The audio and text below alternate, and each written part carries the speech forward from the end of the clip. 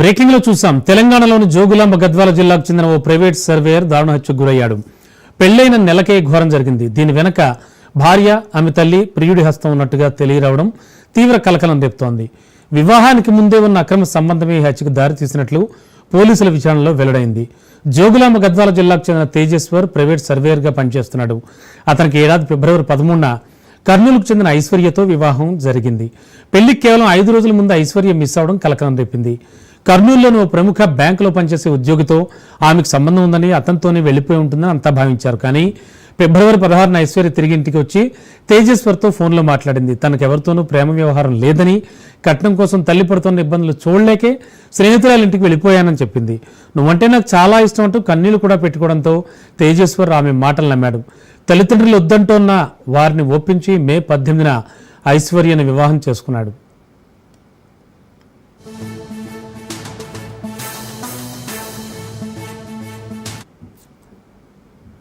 ఇక ఆ తర్వాత పెళ్లైన 2వ రోజు నుంచే తేజేశ్వర్, ఐశ్వర్య మధ్య మనస్పర్ధలు మొదలయ్యాయి. ఐశ్వర్య భర్తను పట్టించుకోకుండా నిత్యం ఫోన్లో మాట్లాడుతూ ఉండేది. ఈ క్రమంలో జూన్ 15న తేజేశ్వర్ అదృశ్యమయ్యాడు. ఆందోళన చెందిన అతని సోదరుడు పోలీసులకు ఫిర్యాదు చేశాడు. గాలింపు చర్యలు చేపట్టినటువంటి పోలీసులు పాణ్యం సమీపంలో సుగాలి మెట్ట వద్ద తేజేశ్వర్ మృతదేహం లభ్యమైంది.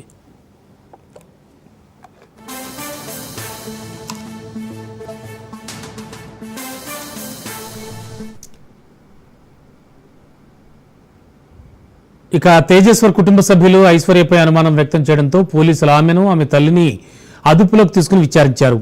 ఇక ఈ విచారణలో విస్తుపోయే నిజాలు వెలుగులోకి వచ్చాయి. ఐశ్వర్య తల్లి సుజాత కర్నూలులోని ఓ ప్రముఖ బ్యాంకులో స్వీపర్గా పనిచేస్తోంది. అదే బ్యాంకు చెందిన ఉద్యోగి తిరుమలరావుతో సుజాతకు వివాహేతర సంబంధం ఉన్నట్టు తెలిసింది. ఆ తర్వాత ఆ ఉద్యోగి క్రమంగా ఐశ్వర్యతో కూడా సంబంధం ఏర్పరచుకున్నట్టుగా సమాచారం. తేజేశ్వర్తో వివాహం జరిగిన తర్వాత కూడా ఐశ్వర్య ఆ బ్యాంక్ ఉద్యోగితో ఏకంగా 2000 సార్లు ఫోన్లో మాట్లాడినట్టు పోలీసులు కాల్ డేటా ఆధారంగా గుర్తించారు. తమ సంబంధానికి అడ్డుగా ఉన్న తేజేశ్వర్ను తొలగిస్తే అతని ఆస్తి కూడా దక్కుతుందని భావించి హత్యకు పథకం పన్నినట్లుగా సమాచారం.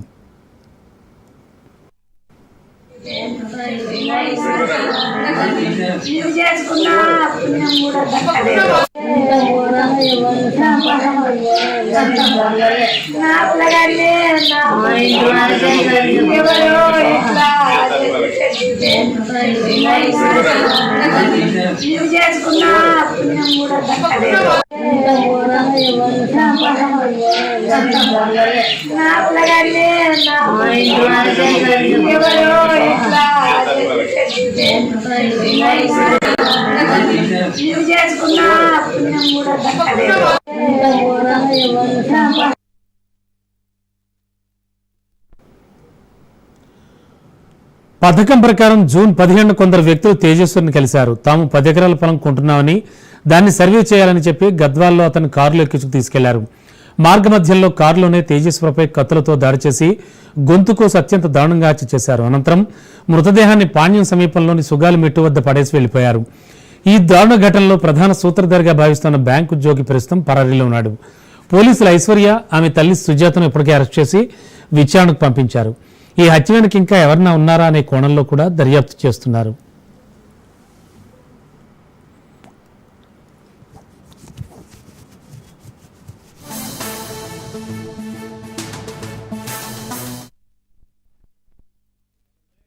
మాకు ఫోన్ వచ్చింది సార్, మా తమ్ముడు కనపడట్లేదు.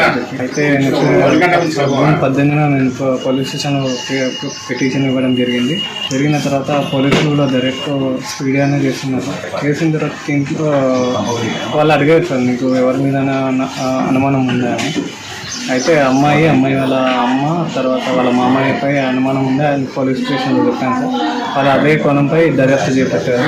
అమ్మాయి వాళ్ళ కాల్ డాటా ద్వారా కర్నూలులో వాళ్ళ అమ్మ పనిచేసే బ్యాంకు మేనేజర్కి ఇద్దరికి సంబంధం ఉందని తెలిసింది.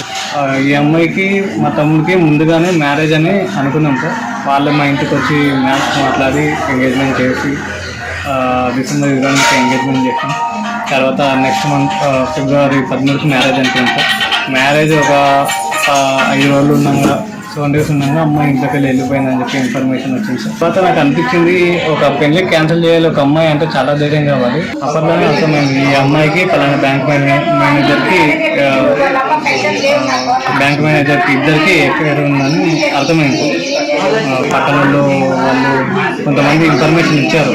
కన్ఫర్మేషన్ చేసుకున్నాంలే అనుకున్న తర్వాత మా తమ్ముడికి చెప్దామని అనుకున్నాను సార్. అంత టైం మా తమ్ముడు నాకు ఇవ్వలేదు. పోయిన మంత్ 18వ తారీఖు వివాహం చేసుకున్నాను సార్, ప్రేమ వివాహం చేసుకున్నాను. అయినా కూడా నేను ధైర్యం చేసి మా తమ్ముడికి చెప్పాను సార్, అమ్మాయికి పేరు ఉందని కూడా చెప్పాను. చెప్తాడు మా తమ్ముడు వినలేదు. అమ్మాయి చాలా మంచిది, మీరు మా పెళ్ళికి అడ్డు రావాలని చూస్తున్నారు. నాకు ఆ పిల్లే కావాలి, ఆ పిల్ల లేకపోతే నేను బతకలేను, చచ్చిపోతా, నాకు ఎవ్వరు అవసరం లేదు, నాకు పిల్లనే కావాలని చెప్పి బలవంతంగా ఇష్టంతో ఫ్యామిలీ మెంబర్స్ అంగీకారం లేకుండా మా తమ్ముడు పెళ్లి చేసుకోవడం జరిగింది. ఎఫ్ఐఆర్ ఫైల్ చేయలేదు. మళ్ళీ ఇక మరుసటి రోజు ఎఫ్ఐఆర్ ఫైల్ చేసి ఇంకా సార్ వాళ్ళు డైరెక్ట్ చేయడం జరిగింది. ఇంకా కాల్ డేటా అవన్నీ బేస్ చేసుకొని వాళ్ళు ప్రొసీడ్ అయ్యారు. దాన్ని బట్టి ప్రొసీడ్ అయిన తర్వాత తెలిసిన ఇష్యూ ఏంటంటే అందులో అమ్మాయి ఇన్వాల్వ్మెంట్ బాగా పెద్దగా అనిపిస్తుంది సార్. ఒక భర్తకి కాల్ చేస్తే మామూలు భర్తకి చేయాలి కానీ కాల్స్ ఎవరో అన్నోన్ పర్సన్కి తిరుమల అనే పర్సన్కి 6 months నుంచి ఆమె కాల్ రికార్డ్స్ పరిశీలిస్తే దాదాపు 2300 కాల్స్ భర్తకేమో 130 కాల్స్ లిస్ట్ ఉంటాయి, కాల్స్ ఉంటాయి. ఎవరో తిరుమల అనే వ్యక్తికి మాత్రం 2300 కాల్స్ రావడం జరిగింది సార్. అనుమానకి కాదు కదా, అది 100% ఆమె డైరెక్షన్ లోనే జరిగింది సార్. యాక్చువల్గా చెప్పాలంటే ఆమె నుంచి మేము ఎంక్వైరీ చేసినాం. ఫస్ట్ మ్యారేజ్ అయిన తర్వాత క్యాన్సర్ అయిన తర్వాత ఆమె గురించి ఎంక్వైరీ చేస్తే ఆమెకు ఆల్రెడీ ఎఫ్ఐఆర్ ఉన్న సంగతి మాకు అందరూ తెలుసు. మేము చెప్పినాం అనమాట, ఆల్రెడీ ఆమెకి ఎఫ్ఐఆర్ ఉందని చెప్పినాం. కాకపోతే వాడు బ్యాంక్ మేనేజర్ సంగతి మాకు తెలియదు, ఎఫ్ఐఆర్ సంగతి మాత్రం మాకు తెలుసు. కాకపోతే వాడు పలానా తిరుమల ఉన్న సంగతి మాకు తెలియదు. చెప్పాము మనకి, మన కానీ అసలు వినలేదు. ఆమె మీకు తెలుసా, చూసావా, అట్లా చూసారా చెప్పొద్దు అని చెప్పి వాడు వాళ్ళందరూ నోరు ముంచేసినాడు సార్. అక్కడ ఇష్టం లేదు, మ్యారేజ్ చేసుకోవడం ఇష్టం లేదు. కానీ వాళ్ళందరూ మమ్మల్ని ఒప్పించి అందరితో ఆమోదంగానే యాక్చువల్ పెద్ద బలగం సార్. అందరూ అన్నదమ్ములు, తమ్ముళ్ళు, అన్నలు, చెల్లెలు పెద్ద బలగం. అందరిని వదిలేసి ఎవరు చెప్పకుండా ఒక 20 మంది కలిసి పోయి పెళ్లి చేసుకుని వచ్చినాం సార్. ఆమె అట్లయినా మంచిగా ఉండదా అంటే మంచిగా ఉండలేదు సార్. వచ్చిన 1 month ఈ విధంగా జరిగింది. 18th పెళ్లి అయితే 17th రోజు ఇట్లా కనపడకుండా పోయిండు. 1 month మాత్రమే సార్ ఆమె మన దగ్గర ఉన్నది మాత్రం. అయినా ఒకవేళ ఆమెకి ఇష్టం లేకుంటే వెళ్ళిపోవాలి, కానీ ఆ విధంగా చంపడమేంది సార్? అసలు ఏం న్యాయం ఇది? వాళ్ళు ఏం చేసినాడు, వాళ్ళు ఏం తప్పు చేసినాడా? ఆమె ఆమంత్రం చేసుకున్నాడు కదా పెళ్లి. ఇది మాత్రం ఖచ్చితంగా మాకైతే న్యాయం చేయాలి సార్. వీళ్ళు ఎంక్వైరీ కోసము తీసుకెళ్ళండు, మా వదినని అమ్మాయిని తీసుకెళ్ళండు. ఈడ ఇంట్లో స్నానం చేసుకోమా, బట్టలు తెచ్చుకోలేదంట. పెళ్ళయి 1 month అవుతుంది, బట్టలు తెచ్చుకోలేదంట. T shirts pants వేసుకుంటుందంట. మేమేం రాలేదు ఇంటికి, చేసి లేదు. కొత్త పెళ్లి పిల్లలు ఎట్లా ఉండాలా, మంచిగా చీరలు కట్టుకొని ఉండొచ్చు కదమ్మా అని వాళ్ళ అత్తమ్మ వాళ్ళ ఆడపిల్ల వచ్చింది అన్నది. ఏమి నువ్వు నన్ను అనడానికి ఏం పిని అట్లా అంటున్నావు, నాకు మీ తమ్ముడే బట్టలు తెచ్చుకోవద్దన్నాడు, ఏం తెచ్చుకోవద్దన్నాడు అంటే, బట్టలు తెచ్చుకోవద్దని ఎక్కడన్నా చెప్తా, నాకు ఇష్టం లేని పెళ్లి చేసింది అదే, రావే అని వాళ్ళ అమ్మకి ఫోన్ చేసి గట్టిగా అడిచేసిందంట. ఈ పిల్ల ఏంద్రా ఇట్లా అరుస్తుంది అని మా వాళ్ళకి డౌట్ వచ్చింది. ఈ పిల్ల నుంచి ఇట్లా ఉంది. అయినా ఆ బాబు పోయినా కానంటే ఆ అమ్మాయి లోపల ఏం లేదు ఎక్స్ప్రెషన్. నేను పోయిందని తెలిస్తే మా అన్నని వదినని కలుద్దామని వచ్చిన. మా వదిన లేదు, మా అన్న ఒక్కడే ఉన్నాడు. ఆ అమ్మాయి లోపల ఏం లేదు ఫేస్లో. అసలు హ్యాపీగా కంపౌండ్లో తిరలాడుకుంటూ ఉంది. ఇదేంద్ర కంపౌండ్లో తిరలాడుకుంటూ, కనీసం మనం ఇంటికి వచ్చిన తర్వాత అవును పిన్ని ఏంది ఎప్పుడు అని కూడా మాట్లాడలేదు. బయట వాళ్ళ పిన్ని వాళ్ళు వచ్చింటే బయటనే తిరలాడుతుంది, కానీ మన దగ్గరకు వచ్చలేదు. ఏందబ్బా ఈ పిల్ల ఏం కూడా రెస్పాన్స్ ఇవ్వలేదు, ఇట్లా ఉంది కదా అని నాకు అనుకున్నా. నేను సరేలే ఉంటే ఉన్నానులే అని చెప్పి నేను కూడా వెళ్ళిపోయినా. నేను కూడా పలకరేయలేదు, వెళ్ళిపోయిన తర్వాత పోలీస్ స్టేషన్ తీసుకుపోయిన తర్వాత కాల్ లిస్టులో ఇంకా ఫోన్స్ చూసి అప్పుడు మాకు డౌట్ వచ్చింది. అసలు ఆ పాప నుంచి మాకు ఎలాంటి డౌట్ రానట్టుగా మెయింటైన్ చేసింది. నేను బావమడిదిని, సొంత నా మేనత్త కొడుకు. చిన్న అబ్బాయి వచ్చేసి సర్వేలో ఆల్మోస్ట్ పర్మనెంట్ అయ్యి ఒక లైఫ్ సెట్ అయ్యే టైంలోనే ఇలా జరగడం మాకు చాలా బాధాకరంగా ఉంది. ఆ అబ్బాయిని పెళ్లి నమ్మించి మోసం చేశారు. దుస్థితి ఏ మొగ జాతికి రాకూడదు. అట్లా గట్టిగా చర్యలు తీసుకొని ఇలాంటి దుస్థితి ఇంకొకరికి జరగకుండా చూడాలని మేము చాలా మటుకు విజ్ఞప్తి చేస్తున్నాం అందరికీ. ఎందుకంటే ఇలాంటి దారుణ స్థితిలో నమ్మించి మోసం చేసి, సరే ఒక 2 సంవత్సరాలు అయ్యింది, సరే ఏదో ఫ్యామిలీ విషయంలో జరిగిందంటే అది వేరే విషయం. పెళ్లి అయ్యి 1 నెల రోజులు కూడా కాలేదు. లాస్ట్ మంత్ 18th మ్యారేజ్ అయితే ఈ మంత్ 17th అబ్బాయి కనిపించాడు. వచ్చి దగ్గర వచ్చి ఎక్కించుకొని కారులో తీసుకొని పోయి మరి ఎక్కడనో పడేసి మాకు 5 రోజులు 6 రోజుల తర్వాత మాకు డెడ్ బాడీ దొరికి ఆ డెడ్ బాడీ చూస్తే మాకు అసలుకి మా మనిషి కాదు అనే పరిస్థితిలో మేము ఉన్నాము. బ్రేస్లెట్ అమ్మ అనే ట్యాటో తప్ప మాకు ఏ ఐడెంటిఫికేషన్ లేదు. అలాంటి పరిస్థితి వాళ్ళకి తెచ్చినందుకు ఎందుకంటే వాళ్ళని గట్టిగా కఠినంగా శిక్షించి కంపల్సరీ ఇలాంటి దారుణాలు మళ్ళీ జరగకుండా చూడాలని విజ్ఞప్తి చేస్తున్నాం అందరికీ. బ్రేకింగ్ లో చూస్తున్నాం. తెలంగాణలోని జోగులాంబ గద్వాల జిల్లాకు చెందిన ఓ ప్రైవేట్ సర్వేయర్ దారుణ హత్యకు గురయ్యాడు. పెళ్లైన నెలకే ఈ ఘోరం జరిగింది. దీని వెనక భార్య, ఆమె తల్లి, ప్రియుడి హస్తం కూడా ఉన్నట్టుగా తెలియరావడం తీవ్ర కలకలం రేపుతోంది. వివాహానికి ముందే ఉన్న అక్రమ సంబంధం ఈ హత్యకు దారి తీసినట్లుగా పోలీసుల విచారణలో వెల్లడైంది. ఓవరాల్ గా అసలు ఏం జరిగింది ఈ అంశానికి సంబంధించి మరింత అదనపు సమాచారం అందించడానికి మా కరెస్పాండెంట్ సాగర్ లైవ్ లో సిద్ధంగా ఉన్నారు. సాగర్, యాక్చువల్ గా జరిగింది ఏమిటి అంటే ఇక్కడ దీని వెనక ముఖ్యంగా భార్య కానీ, ఆమె తల్లి కానీ, అలాగే వాళ్లతో పాటు ప్రియుడి హస్తం కూడా ఉన్నట్టుగా చెప్తూ ఉన్నారు. విచారణలో, పోలీసుల విచారణలో ఏమైనా కీలకమైన విషయాలు వెల్లడించారా వాళ్ళు? అసలు ఎందుకు ఇంతటి ఘాతుకానికి పాల్పడాల్సి వచ్చింది వాళ్ళు?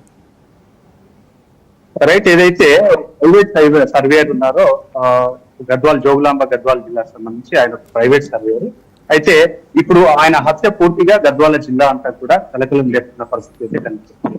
ముఖ్యంగా మనం చెప్పుకున్నట్లయితే పెళ్ళై నెల కూడా కాలేదు, అంతలోపే భార్యనే ఆమెకు ఒక ఎముండా తయారైపోయి పూర్తిగా ఆయననైతే చంపేసిన పరిస్థితి కనిపించింది. ఎందుకంటే గతం నుంచి కూడా భార్య గతంలో లాస్ట్ ఇయర్ లో వాళ్ళిద్దరికి కూడా సంబంధం ఫిక్స్ చేయాలంటూ పెద్దలు నిశ్చయించారు. దాని తర్వాత ఆమె పూర్తిగా అక్కడ నుంచి ఎవరైతే వాళ్ళ ఇంటి దగ్గర నుంచి పూర్తిగా ఒక 4-5 రోజులు పారిపోయి వచ్చిన తర్వాత పూర్తిగా ఇక్కడ ఉన్న భర్తకు సంబంధించి కూడా వాళ్ళంతా కూడా ఈ సంబంధం వద్దని చెప్పేసి తేజేశ్వర్ కు సంబంధించిన కుటుంబ సభ్యులంతా అనుకున్నారు.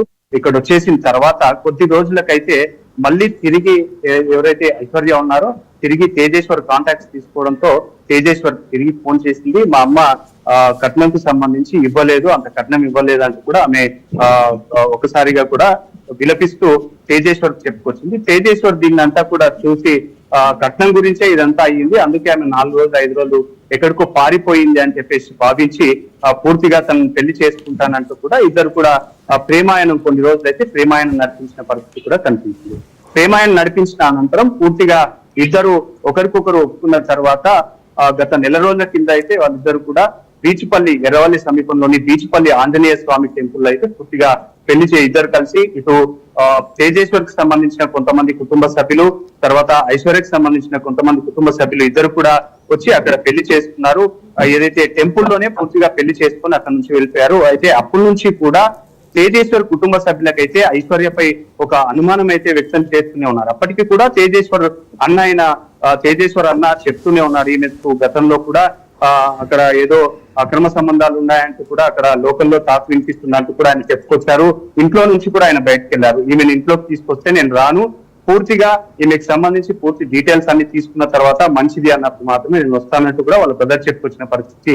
అయినా కూడా తేజేశ్వర్ అయితే ఇంటి దగ్గర తెచ్చి ఒక 1 month నుంచి అయితే ఇంట్లో ఇద్దరు ఉంటున్నారు. ఇటు కుటుంబ సభ్యులతో పాటే ఉంటున్నారు. కుటుంబ సభ్యులు కూడా చెప్తున్నారు ఐశ్వర్య ఇంట్లో ఉన్నప్పుడు కూడా పూర్తిగా తన భర్తతో కాకుండా పూర్తిగా ఫోన్లోనే మునిగిపోయేదంటూ కూడా కుటుంబ సభ్యులు చెప్పుకొస్తున్న పరిస్థితి కూడా కనిపిస్తుంది. పూర్తిగా రోజు గంటల తరబడి అయితే ఫోన్లలో మాట్లాడేది.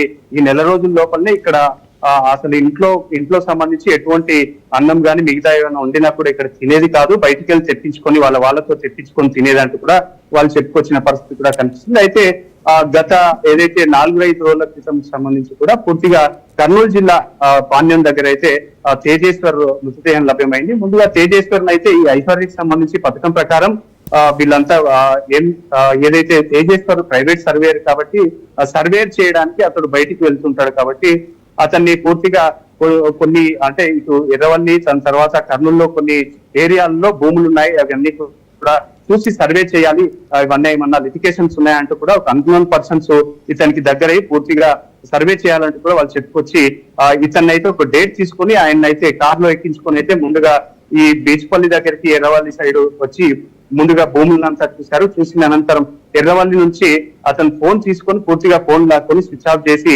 కర్నూలు వైపు తీసుకెళ్లి పూర్తిగా కార్లోనే అతన్ని పూర్తిగా కొట్టి కత్తులతో పూర్తిగా దాడి చేసి అతన్ని అయితే పాణ్యం దగ్గర ఉన్న చెరువులో పడేసిన పరిస్థితి అయితే కనిపిస్తుంది. దీనికి సంబంధించి ఏదైతే పథకం ప్రకారమే ఐశ్వర్యకి సంబంధించిన తల్లి సుజాత, దాని తర్వాత బ్యాంకు మేనేజర్, కెనరా బ్యాంక్ లో పనిచేసే మేనేజర్ తిరుమల రావుతో గతంలోనే తిరుమల రావుతో ఈ కెనరా బ్యాంక్ లో అయితే ఐశ్వర్య వాళ్ళ తల్లి కూడా అక్కడ వర్క్ చేస్తుంది సుజాత, అక్కడనే స్వీపర్ గా కూడా పనిచేస్తుంది. అయితే తిరుమల రావుకు సంబంధించి గతం నుంచి వీరిద్దరికి ఎవరైతే ఐశ్వర్య తల్లికి సుజాతకు తర్వాత తిరుమల రావుకు పూర్తి అక్రమ సంబంధం, వారిద్దరికి గత కొన్నేళ్లుగా కూడా అక్రమ సంబంధం కొనసాగుతూనే ఉంది. దీనికి సంబంధించి తిరుమల రావు సుజాత ఇంటికి వస్తూ ఇలా అలవాటు పడిన నేపథ్యంలో ఇటు ఐశ్వర్యతో కూడా ఆయన తిరుమల రావు బ్యాంక్ మేనేజర్ తిరుమల రావు అక్రమ సంబంధం పెట్టుకున్నారు. దీనికి సంబంధించి గతంలో ఆమె 4-5 రోజులు పారిపోయిన సంబంధం వచ్చినప్పుడు కూడా పారిపోయింది మాత్రం తిరుమల రావు వెంబడే పారిపోయింది.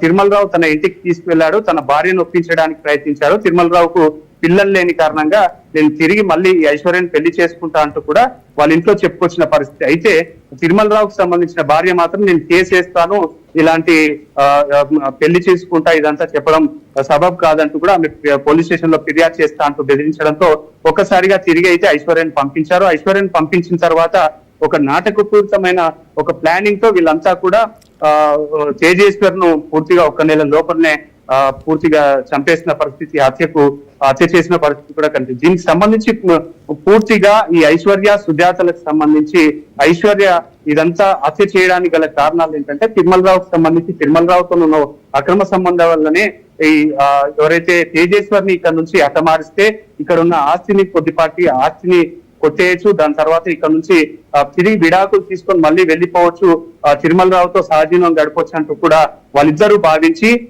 ఈ ఐశ్వర్య వాళ్ళ తల్లి సుజాత ఈ తిరుమల రావు అంతా కూడా స్కెచ్ చేసి సుపారీ ఇచ్చి ముగ్గురు వ్యక్తులను అయితే సుపారీ ఇచ్చి కూడా పూర్తిగా హతమార్చిన పరిస్థితి కూడా కనిపిస్తుంది. మొత్తానికి అయితే కూడా ఈ వ్యవహారం అంతా కూడా ఇటు తెలంగాణ ఆంధ్రప్రదేశ్ లో ఒక సంచలనంగా మారిపోయింది. ఎందుకంటే నెల రోజుల లోపలనే నిండు 100 ఏళ్లు బతకాల్సిన ఒక వ్యక్తిని నెల రోజుల లోపలనే ఒక భార్య ఈ విధంగా హతమార్చడం ఒక పూర్తిగా ఒక విద్వేషపూరితమైన ఘటనగా కూడా అక్కడున్న సోషల్ వర్కర్స్ కానీ మిగతా వాళ్ళంతా చెప్పుకొస్తున్న పరిస్థితి. మొత్తానికి అయితే కూడా ఈ హత్య వెనుక ఇప్పటికే పోలీసులు అయితే విచారణ జరుపుతూనే ఉన్నారు. ఇప్పటికే సుజాతను ఐశ్వర్యను కూడా వాళ్ళు అదుపులోకి తీసుకున్నారు, విచారణ జరుపుతున్నారు. అయితే ఏదైతే ఐశ్వర్య కాల్ డీటెయిల్స్ ఆధారంగానే పూర్తిగా ఇదంతా బయటపడినట్టుగా కూడా తెలుస్తుంది. దాదాపు ఐశ్వర్య ఎవరైతే తేజేశ్వర్ మిస్సింగ్ అయినప్పటి నుంచి కూడా గతంలో నుంచి ఒక లాస్ట్ 1 మంత్ కాల్ డీటెయిల్స్ ఇస్తే దాదాపుగా 2000కు పైగా కూడా కాల్ డీటెయిల్స్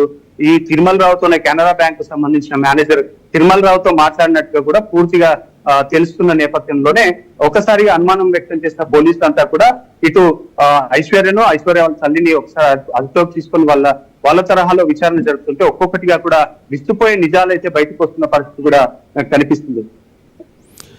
సాగర్, ముఖ్యంగా నైబర్స్ కానీ అంటే వీళ్ళ ఇంటి చుట్టుపక్కల ఉండే వాళ్ళు వీళ్ళెవరికైనా ఈ ప్రవర్తనలో ఈ అనుమానాలు వచ్చాయా?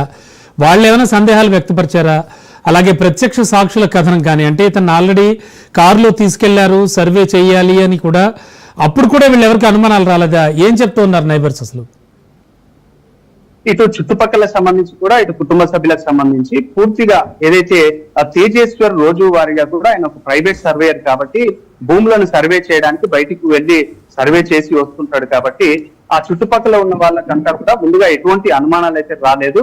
కాకపోతే కుటుంబ సభ్యుల్లో వాళ్ళ అన్నకు ఇదంతా కూడా అక్కడ కర్నూలులో సంబంధం చూసినప్పుడు ఐశ్వర్యను ముందుగా చూసినప్పుడే పూర్తిగా ఎంక్వైరీ చేసినప్పుడు ఈమె క్యారెక్టర్ బ్యాడ్ గా ఉందని చెప్పేసి వాళ్ళకి బ్రదర్ కి పూర్తిగా తెలిసిన నేపథ్యంలో తేజేశ్వరికి మాత్రం ఈ పెళ్లి చేసుకోవద్దని చెప్పినా కూడా వాలాయించి మరి ఈ ఐశ్వర్యం చేసుకోవడం వల్లే ఇదంతా జరిగిందంటూ కూడా వాళ్ళ కుటుంబ సభ్యులు వాపోతున్నారు. అంతేకాకుండా తేజేశ్వరికి సంబంధించి ఆ చుట్టుపక్కల ఉన్న వారంతా కూడా ఒకసారి శోక సందర్భంలోకి పోతున్న పరిస్థితి కూడా కనిపిస్తుంది. ఎందుకంటే తేజేశ్వర్ చాలా మంచి వ్యక్తి, ఎక్కడికి ఎవరి దగ్గరికి కూడా వెళ్లేవాడు కాదు. ఈ విధంగా చేయడం 1 నెల లోపలనే పెళ్లి చేసుకొని 1 నెల లోపలనే ఈ విధంగా చేయడం చాలా చాలా విదూరంగా అనిపిస్తున్నట్టు కూడా వాళ్ళు వాపోతున్నారు. అంతేకాకుండా ఇదంతా చేయాల్సిన పరిస్థితి వస్తే ఎందుకు తేజేశ్వర్ని పెళ్లి చేసుకోవాలి, అక్కడనే ఆయనను తిరుమల రావు దగ్గరనే పెళ్లి చేసుకొని అక్కడనే ఉండొచ్చు కదా, ఇదంతా చేసి పూర్తిగా తేజేశ్వర్ నిండు ప్రాణాలని హత్య చేసి ఈ విధంగా చేయడం చాలా బాధాకరం అంటూ కూడా వాళ్ళ ఆవేదన వ్యక్తం చేస్తున్న పరిస్థితి కూడా కనిపిస్తుంది. ఓవైపు కుటుంబ సభ్యులు మాత్రం పూర్తిగా గద్వాల జిల్లాకు సంబంధించి గద్వాల పట్టణంలో పూర్తిగా శోక సందర్భంలో మునిగిన పరిస్థితి. ఎందుకంటే నెల కూడా కాలేదు, పూర్తిగా నెల లోపలనే ఇదంతా జరగడం. ఏదైతే తేజేశ్వర్ను పూర్తిగా హత్య చేసి కత్తిపోట్లతో దాడి చేసి పాణ్యంకు దగ్గరలో ఉన్న చెరువులో పాడేమేంటి, ఆయన చేసిన తప్పేంటి, ఈమెను చేసుకోవడం తప్ప అంటూ కూడా ఇటు కుటుంబ సభ్యులు వాళ్ళు ఆవేదన వ్యక్తం చేస్తున్న పరిస్థితి కనిపిస్తుంది. మొత్తానికైతే కూడా ఈ ఘటనకు సంబంధించి ఇప్పటికే జిల్లాకు సంబంధించిన అధికారులు పూర్తిగా సీరియస్ గా ఉన్న పరిస్థితి. ఎక్కడికక్కడ దీని వెనకాల ఇంకెవరు ఉన్నారు, హత్యకు సుపారీ తీసుకున్న వ్యక్తులు ఎవరు, వీళ్ళందరినీ కూడా అదుపులోకి తీసుకునే కోణంలో వాళ్ళంతా దర్యాప్తు చేస్తున్న పరిస్థితి. ఇప్పటికే గాలింపు చర్యలను కూడా ముమ్మరం చేశారు. సుజాతను ఐశ్వర్యను కూడా అదుపులోకి తీసుకున్నారు, పూర్తిగా విచారిస్తున్నారు. ఇప్పటికే bank manager, Canara bank manager Tirumalarao మాత్రం పరారీలో ఉన్నారు. ఆయన కోసం 3 బృందాలుగా కూడా గాలింపు చర్యలను అయితే ముమ్మరం చేసినట్టుగా కూడా తెలుస్తున్న పరిస్థితి కనిపిస్తుంది. దీనికి సంబంధించి ఈ రోజు లేదా రేపు పూర్తిగా నిందితులను పట్టుకొచ్చి విలేకరుల సమావేశం కూడా నిర్వహిస్తామంటూ కూడా ఇప్పటికే జిల్లా ఎస్పీ కూడా చెప్పిన పరిస్థితి కూడా కనిపిస్తుంది. ఎస్, అంటే సాగర్, ఓవరాల్ గా చూస్తే కనుక పెళ్లికి కేవలం 5 రోజుల ముందు ఐశ్వర్య అయితే మిస్ అయింది. సో ఇలాంటివన్నీ ఘటనలన్నీ చూసంటే ఇంత హత్య జరుగుతుంది, మిస్ అయిపోతాడు మనిషి అని ఎవరు ఊహించరు. సరే, ఆ విషయం పక్కన పెడితే కనుక ఆల్రెడీ 5 days ముందే పెళ్లికి ముందు మిస్ అయిపోవడం, కానీ ఆ తర్వాత మళ్ళీ నటిస్తూ ఏడుస్తూ తనకి ఫోన్ చేయడం, తేజస్వరికి ఫోన్ చేయడం, కానీ ఇవన్నీ ఎలా చూడాలి? ఎట్లా నమ్మాడు అసలు తేజస్వరు? పెళ్లికి ఎలా ఒప్పుకున్నాడు? దీనికి సంబంధించి గతంలో ఇటు ఇరు కుటుంబ సభ్యులు కూడా, ఐశ్వర్యకు సంబంధించిన కుటుంబ సభ్యులు, తర్వాత తేజేశ్వర్ కుటుంబ సభ్యులు కూడా ఒప్పందం ప్రకారం వాళ్ళు పెళ్లి చూపులకైతే ముందుగా వెళ్లారు. పెళ్లి చూపులకు వెళ్ళినప్పుడు ఐశ్వర్యకు తేజేశ్వర్కి ఇద్దరికి కూడా పరిచయం అయింది. పరిచయమైన నేపథ్యంలోనే ఇద్దరు కూడా నంబర్లు మార్చుకున్న పరిస్థితి కూడా కనిపిస్తుంది. నంబర్లు మార్చుకున్న తర్వాత పూర్తిగా పెళ్లి ఖాయం చేసుకోవాలి అనే నేపథ్యంలోనే ఎవరైతే ఐశ్వర్య ఉన్నారో పూర్తిగా ఒక 4-5 రోజులు అక్కడ నుంచి పారిపోవడం అయితే జరిగింది. పారిపోవడం ఏదైతే కెనరా బ్యాంక్ కు సంబంధించిన తిరుమలరావు ఉన్నారో అతని దగ్గరికి వెళ్లిపోయిన నేపథ్యంలో పూర్తిగా వీళ్ళందరికీ కూడా మాయమాటలు చెప్పి తిరిగి వచ్చి తేజేశ్వర్ని పూర్తిగా బుట్టలు వేస్తున్న పరిస్థితి కూడా కనిపిస్తుంది. ఎందుకంటే నంగనాచి ఏడ్చుకుంటూ కూడా ఐశ్వర్య తను ఇంట్లో పరిస్థితులు చూడలేకనే నేను పారిపోయాను, ఇంట్లో మా అమ్మ పరిస్థితి బాలేదు, వరకట్నం అయితే ఇవ్వలేం, మేము వరకట్నం ఇవ్వడానికి చాలా ఇబ్బందిగా ఉంది, ఆర్థికంగా చాలా ఇబ్బందికరంగా ఉంది, కాబట్టి నేను ఏం చెప్పాలో తెలియక ఒక 4-5 రోజులు వెళ్తున్నాను, నాకు నువ్వు అంటే ఇష్టం అంటూ కూడా ఇటు తేజేశ్వర్కి పూర్తిగా మాయమాటలు చెప్పింది. మాయమాటలు చెప్పిన నేపథ్యంలో కొద్ది రోజులు ఈ విధంగానే పూర్తిగా తేజేశ్వర్ తో ఈమె పూర్తిగా మాయమాటలు చెప్పడం స్టార్ట్ చేసి ఏడవడం స్టార్ట్ చేసింది. ఇదంతా నమ్మిన తేజేశ్వర్, ఇదంతా నిజం అనుకున్న తేజేశ్వర్ పూర్తిగా ఆమెను పెళ్లి చేసుకుంటానంటూ కూడా హామీ ఇచ్చారు. పెళ్లి చేసుకుంటా, ఇటు మా కుటుంబ సభ్యులు ఒప్పుకోకుండా కూడా నేను నిన్ను పెళ్లి చేసుకుంటా అని కూడా ఆయన తేజేశ్వర్ చెప్పిన నేపథ్యంలో ఐశ్వర్య కుటుంబ సభ్యులకంతా అప్పటికే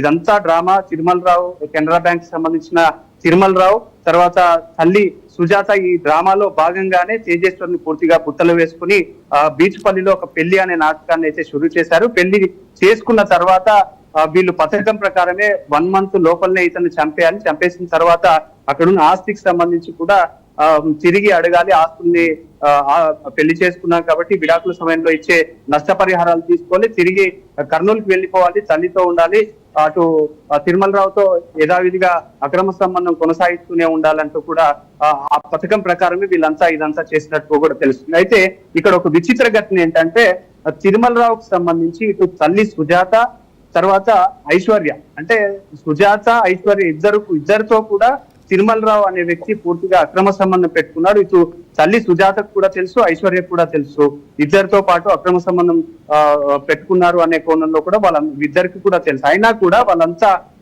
ఇదంతా తెలిసి కూడా తేజేశ్వర్కి సంబంధించి ఇక్కడ ఉన్న ఆస్తిని లాక్కోవాలి, తర్వాత తిరిగి తిరుమలరావు ఇంటికి అయితే వెళ్ళిపోవాలి. ఒకవేళ ఆ 4-5 రోజులు పారిపోయిన క్రమంలోనే తిరుమలరావు దగ్గరికి వెళితే మాత్రం వాళ్ళ భార్య ఒప్పుకుంటే పూర్తిగా ఈమె ఐశ్వర్య అక్కడే ఉండేది. తిరుమలరావు ఫ్యామిలీకి ఇప్పుడున్న వాళ్ళ భార్యకి మాత్రం అక్కడ పిల్లలు కాలేదన్న నేపథ్యంలోనే ఐశ్వర్యం చేసుకుంటానంటూ ఇంట్లో కూడా చెప్పారు, భార్య కూడా చెప్పారు. అయినా భార్య మాత్రం ఇదంతా కూడా కాదు అన్న నేపథ్యంలో నేను పోలీస్ స్టేషన్ పెళ్లి కేసు నమోదు చేస్తాను, కేసు పెడతానన్న కోణంలో తిరిగి అయితే మళ్ళీ ఐశ్వర్య ఇంటికి వచ్చింది. ఇంటికి వచ్చిన తర్వాత తేజేశ్వర్ని పెళ్లి చేసుకుంది. 1 నెల లోపలనే పూర్తిగా తేజేశ్వర్ని అయితే కత్తిపోట్లతో సుపారీ ఇచ్చి కత్తిపోట్లతో పాండ్యం దగ్గర ఉన్న చంపేసి పాండ్యం దగ్గర ఉన్న చెరువులో అయితే వేసేసిన పరిస్థితి కనిపిస్తుంది. ఓకే, ముఖ్యంగా తల్లిదండ్రులు వద్దంటున్నా కూడా వాళ్ళని ఒప్పించాడు తేజేశ్వర్ అంటున్నారు. అంటే ఒకవేళ తల్లిదండ్రులకి ఏమైనా అంటే వాళ్ళతో ఏమైనా విభేదాలు ఏమైనా ఉన్నాయని గమనించిందా ఈ 1 month లో కూడా, లేదా కేవలం ఆ అక్రమ సంబంధమే ఈ హత్యకు ఉసుకొల్పింది అంటున్నారా? ఏదైతే ఇటు తేజేశ్వర్ కుటుంబ సభ్యులకు సంబంధించి తేజేశ్వర్ అన్న ఎవరైతే ఉన్నారో ఆయన పూర్తిగా ఇదంతా సంబంధం క్యాన్సిల్ అయిన నేపథ్యంలో పూర్తిగా కర్నూలులో ఆయన ఒకసారిగా ఎంక్వైరీ అనేది ప్రారంభించారు. ఈ ఐశ్వర్యకి సంబంధించి ఏంటి, వాళ్ళ కుటుంబ నేపథ్యం ఏ విధంగా ఉంది అనే కోణంలో వాళ్ళ బ్రదర్ అయితే పూర్తిగా ఎంక్వైరీ చేశారు. ఎంక్వైరీ చేసిన నేపథ్యంలో ఇదంతా కూడా విస్తుపోయే నిజాలను అప్పటికే బ్రదర్ తెలుసుకున్నారు. ఎవరైతే తేజేశ్వర్ బ్రదర్ ఉన్నారో ఆయన తెలుసుకోవడం అయితే ఈ విధంగా ఆమెకు అక్రమ సంబంధం ఉంది అనే కోణంలో కూడా ఆయన తెలుసుకున్న నేపథ్యంలో తిరిగి ఇంటికి వచ్చి కుటుంబ సభ్యులకి, తల్లిదండ్రులకి, తర్వాత తేజేశ్వర్ కూడా చెప్పాడు. ఇదంతా కూడా ఆమె క్యారెక్టర్ బాగాలేదు, ఎందుకు నువ్వు ఫోన్ మాట్లాడుతున్నావు, పెళ్లి చేసుకోవద్దు అంటూ కూడా తేజేశ్వర్ చెప్పినా కూడా లేదు, ఇదంతా అక్కడ పడనోళ్ళు మాత్రమే ఇదంతా అబద్ధాలు చెప్తున్నారనే కోణంలో తేజేశ్వర్ తిరిగి వాళ్ళ అన్నకు నచ్చజెప్పి ఆమె అలాంటిది కాదు, మారింది, చాలా మంచిది అనే కోణంలో నేను పెళ్లి చేసుకుంటాను, నేను ప్రేమిస్తున్నాను ఆమె నన్ను ప్రేమిస్తుంది, నేను కూడా ఆమెను ప్రేమిస్తున్నాను, నేను పెళ్లి చేసుకుంటా అని చెప్పి బీచ్పల్లికి తీసుకొచ్చి ఇటు కుటుంబ సభ్యులకు సంబంధించి తల్లిదండ్రి కూడా ఆ రోజు పెళ్లికి వెళ్ళలేదంటూ కూడా ఆరోపణలు వినిపిస్తున్న పరిస్థితి కూడా కనిపిస్తుంది. ఇటు తేజేశ్వర్కి సంబంధించి కొంతమంది కుటుంబ సభ్యులు మాత్రమే, సుజాతకు సంబంధించిన కుటుంబ సభ్యులంతా కూడా అక్కడికి వెళ్లి పెళ్లిని కూడా గ్రాండ్ గా చేసి అక్కడ నుంచి తిరిగి కొద్ది రోజులు వీళ్ళు బయట ఉన్న నేపథ్యంలో కుటుంబ సభ్యులు తేజేశ్వరు కుటుంబ సభ్యులను అడగగా ఇంటికైతే పిలిపించారు. ఇంటికి పిలిపించిన నేపథ్యంలోనే బ్రదర్ ఎవరైతే ఉన్నారో తేజేశ్వర్ బ్రదర్ ఆయన ఇంటికి రావద్దామే అనే కోణంలో కూడా కాస్త వాళ్ళ ఇంట్లో కొట్లాటలు కూడా అయిన పరిస్థితి కనిపించింది. అయినా కూడా వినకుండా తేజేశ్వర్ ఆమెను పెళ్లి చేసుకున్నారు, ఇంట్లోనే ఉన్నారు. ఆ పెళ్లి చేసుకున్న 1 month అంతా కూడా కుటుంబ సభ్యులంతా కూడా ఈమెలోని ప్రవర్తన అంతా కూడా వాళ్ళంతా అబ్జర్వేషన్ చేసిన పరిస్థితి కూడా కనిపించింది. ఎందుకంటే రోజువారీగా గంటల తరబడి ఫోన్లు మాట్లాడడం, అన్‌నోన్ వ్యక్తులతో ఫోన్లు మాట్లాడడం, తేజేశ్వర్ బయటికి వెళ్ళినా ఇంకా రాలేకపోతే అతన్ని పట్టించుకోకపోవడం, ఇవన్నీ గమనించిన కుటుంబ సభ్యులకు పూర్తిగా అనుమానం రావడంతోనే ఐశ్వర్య ఇందులో ఏదో మాకు అనుమానం వస్తుందని చెప్పేసి ఫిర్యాదులో పేర్కొనడం, వాళ్ళ బ్రదర్ ఎవరైతే ఉన్నారో తేజేశ్వర్ బ్రదర్ వెళ్ళి పోలీస్ స్టేషన్ లో కూడా ఫిర్యాదు చేయడం, ఐశ్వర్యను ఒకసారి విచారించండి, నాకు డౌట్ వస్తుందని చెప్పడం, ఐశ్వర్యను అప్పుడు పోలీసులు అంతా కూడా ముందుగా కాల్ డీటెయిల్స్ ఇస్తే గంటల తరబడి 2000కు పైగా కూడా ఒక bank manager, Canara bank manager తిరుమలరావుతోనే మాట్లాడడం, ఇదంతా చూసి ఇదంతా ఒకసారి ఐశ్వర్యని విచారిస్తే వాళ్ళమ్మ సుజాత పేరు చెప్పడంతో అందరినీ కూడా పిలిపించారు. పూర్తిగా విచారణ చేపట్టిన నేపథ్యంలో ఇప్పటికీ వీళ్ళే హత్య చేసినట్టుగా కూడా పోలీసులు అంచనాకు వచ్చినట్టుగా కూడా తెలుస్తుంది. Okay, thank you Sagar.